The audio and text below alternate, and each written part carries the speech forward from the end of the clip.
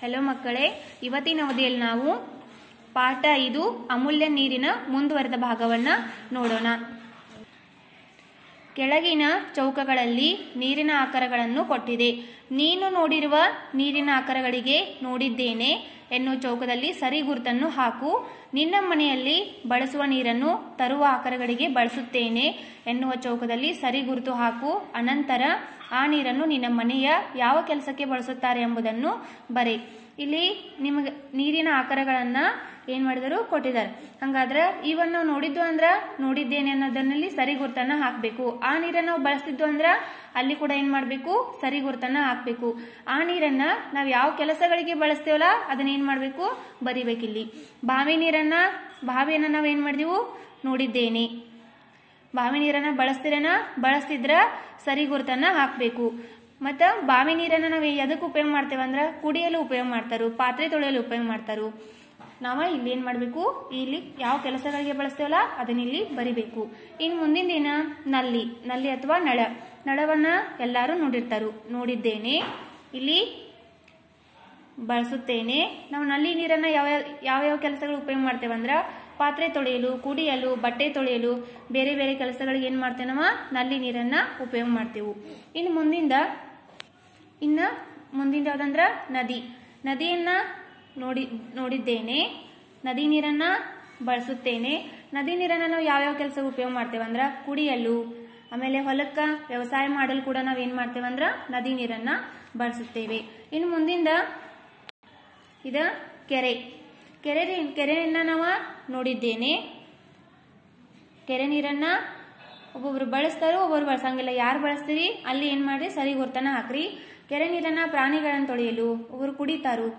ಇದು ನಾವೇನ್ ಮಾಡ್ತೀವಿ, ಬೇರೆ ಬೇರೆ ಕೆಲಸಗಳಿಗೆ ಕೆರೆ ನೀರನ್ನ ಕೂಡ ನಾವು ಬಳಸ್ತೇವೆ. ಕೆರೆ, ಬಾವಿ, ನಳ, ನದಿ, ಕೆರೆ. ಇನ್ನು ನೋಡ್ರಿ ಮುಂದಿಂದ ನೀರಿನ ಆಕಾರಗಳಲ್ಲಿ ಅಣೆಕಟ್ಟನ್ನ ನಾವು ಒಬ್ಬರು ನೋಡಿರ್ತಾರು. ಅದನ್ನ ನೀರನ್ನ ನಾವು ಬಳಸ್ತೇವೆ. ಅಣೆಕಟ್ಟೆ ನೀರನ್ನ ಹೊಲಕ್ಕ ವ್ಯವಸಾಯ ಮಾಡಲು, ಕುಡಿಯಲು ನಾವು ಏನ್ ಮಾಡ್ತೇವೆ ಅಂದ್ರೆ ಬಳಸ್ತೇವೆ. ಕೈ ಪಂಪು ನೋಡಿದ್ದೇನೆ. ಒಬ್ಬೊಬ್ರು ಬಳಸ್ತಾರೋ ಒಬ್ಬರು ಬಳಸಂಗಿಲ್ಲ. ನಾವು ಕೈ ಪಂಪ್ ನೀರನ್ನ ಕುಡಿಯಲು ಬಳಸ್ತೇವೆ. ಇನ್ನು ಮುಂದಿನ ಸಮುದ್ರವನ್ನ ಯಾರು ನೋಡಿದ್ರಿ ಅಲ್ಲಿ ಏನ್ ಮಾಡ್ರಿ ಸರಿ ಗುರ್ತನ ಹಾಕ್ರಿ. ಅದನ್ನ ನೀರನ್ನ ನಾವು ಎದಕ್ ಬಳಸ್ತೇವಂದ್ರ ಕುಡಿಯಲಂತೂ ಬಳಸಂಗಿಲ್ಲ. ನಾವು ಸಮುದ್ರ ನೀರನ್ನ ಏನ್ ಮಾಡ್ತೇವಂದ್ರ ಉಪ್ಪು ತಯಾರಿಸಲು ಏನ್ ಮಾಡ್ತೇವೆ, ಆ ನೀರನ್ನ ಉಪಯೋಗ ಮಾಡ್ತೇವೆ. ಇನ್ನ ನಿನ್ನ ಊರಿನಲ್ಲಿರುವ 4 ನೀರಿನ ಆಕಾರಗಳನ್ನು ಹೆಸರಿಸು. ನಮ್ಮ ಊರಾಗ ನದಿ ಐತಿ, ಕೆರೆನೂ ಇದೆ, ಬಾವಿನೂ ಐತಿ, ಕೈ ಪಂಪು ಐತಿ. ಹಂಗಾದ್ರೆ ನಾವು ನೀರಿನ ಆಕಾರಗಳಲ್ಲಿ ನೋಡ್ರಿ ನದಿ, ಕೆರೆ, ಬಾವಿ, ಕೈ ಪಂಪು. ಇನ್ನ ಮುಂದಿನ ನೋಡ್ರಿ ಈ ಚಿತ್ರಗಳನ್ನು ನೋಡು. ವನಜಾಳು ನೀರನ್ನು ವಿವಿಧ ಕೆಲಸಗಳಿಗಾಗಿ ಸಂಗ್ರಹಿಸುತ್ತಿದ್ದಾಳೆ. ವನಜ ಮಾಡುತ್ತಿರುವ ಕೆಲಸಗಳಲ್ಲಿ ಒಂದು ಕ್ರಮವಿದೆ. ಈ ಕೆಲಸಗಳನ್ನು ಕ್ರಮವಾಗಿ ಪತ್ತೆ ಹಚ್ಚಿ ಸಂಖ್ಯೆಗಳನ್ನು ಬರೆ.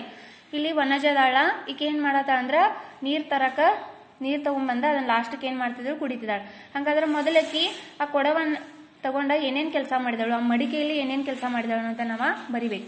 ಮೊದಲ ನಾವು ನೀರ್ ತರಬೇಕಾದ್ರೆ ಏನ್ ಮಾಡ್ಬೇಕು, ಆ ಮಡಿಕೆಯನ್ನ ತೊಳಿಬೇಕು. ಹಂಗಾದ್ರೆ ಒಂದನೇ ದಿನ ಅದನ್ನ ಸ್ವಚ್ಛವಾಗಿ ನಾವು ಕುಡಿಯುವ ನೀರನ್ನ ತರುವಂತ ಒಂದು ಮಡಿಕೆಯನ್ನ ತೊಳಿಬೇಕು. ಆಮೇಲೆ ಎರಡನೇದ ಅದನ್ನ ತಗೊಂಡು ಹೋಗಿ ನೀರ್ ತರಾಕ ಹೋಗ್ಬೇಕು. ಎರಡನೇ ಕ್ರಮ ಯಾವ್ದ, ಈ ಚಿತ್ರದಲ್ಲಿ ಒಂದನೇದ್ರ ಅದನ್ನ ತೊಳ್ದಾಳು. ಆಮೇಲೆ ಏನ್ ಮಾಡಿದಾಳಕಿ ಎರಡನೇದ್ರಲ್ಲಿ ನೀರ್ ತರಾಕ ಹೊಂಟಿದಾಳು. ಇನ್ನ ಮೂರನೇದ್ರಲ್ಲಿ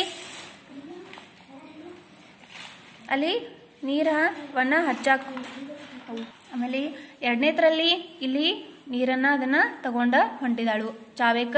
ಮೂರನೇದ್ರಲ್ಲಿ ಇಲ್ಲಿ ನೀರನ್ನ ಅದನ್ನ ತುಂಬಲಿಕ್ಕೆ ಇಟ್ಟಿದಾಳು. ಆಮೇಲೆ 4ನೇದ್ರಲ್ಲಿ ತಗೊಂಡ ಇದನ್ನ ಏನ್ ಮಾಡ್ತಿದ್ದಾಳ ಅಂದ್ರ ಮನೆಗೆ ಹೊಂಟಿದಾಳು. ಆಮೇಲೆ 5ನೇದ್ರಲ್ಲಿ ನೀರನ್ನ ತಂದು ಕೂಡ್ಲೆ ಅದ್ರ ಮೇಲೆ ನೋಡ್ರಿ ಈ ರೀತಿಯಾಗಿ ಮುಚ್ಚಿ ಅದನ್ನ ಸರಿಯಾಗಿ ಕುಡಿಯುವ ನೀರನ್ನ ಇಟ್ಟಿದಾಳು. ಆಮೇಲೆ ಆಕಿ ನೀರ್ ಬೇಕಾದಾಗ ಏನ್ ಮಾಡ್ತಿದಾಳು, ಕುಡಿಕಿದಾಳು. 1ನೇದ್ರಲ್ಲಿ ನಾವು ಕುಡಿಯುವ ನೀರನ್ನ ತರಬೇಕಾದ್ರ ಅದನ್ನ ಸ್ವಚ್ಛವಾಗಿ ತೊಳಿಬೇಕು. ತೊಳೆದ ನಂತರ ಅದನ್ನ ನಾವು ಎಲ್ಲಿ ತರಾಕ್ ಈಕೆಲ್ಲ ಹೊಂಟಿದಾಳ ಅಂದ್ರ ನಲ್ಲಿ ನೀರನ್ನ ತರಾಕ್ ಹೊಂಟಿದಾಳು. ಇಲ್ಲಿನ 2ನೇದ ತರಾಕ್ ಹೊಂಟಿದಾಳು. ಆಮೇಲೆ 3ನೇದ ಅದನ್ನ ತುಂಬಾಕಲ್ಲಿ ನಲ್ಲಿಯಲ್ಲಿ ಅಂದ್ರೆ ಚಾವೇಕ ಹಿಡಕದಾಳ. ಆಮೇಲೆ ಅದನ್ನ ತಗೊಂಡ 4ನೇದ್ರಲ್ಲಿ ಏನ್ ಮಾಡ್ತಿದಾಳ ಅಂದ್ರ ಮನೆಗೆ ಹೊಂಟಿದಾಳ. ಮನೆಗೆ ಹೋದ ನಂತರ ನಾವು ಕುಡಿಯುವ ನೀರನ್ನ ಏನ್ ಮಾಡ್ಬೇಕು, ಅದನ್ನ ಮುಚ್ಚಿ ಅದ್ರಲ್ಲಿ ಏನು ಬೀಳಬಾರ್ದಂಗ ಇಡಬೇಕು.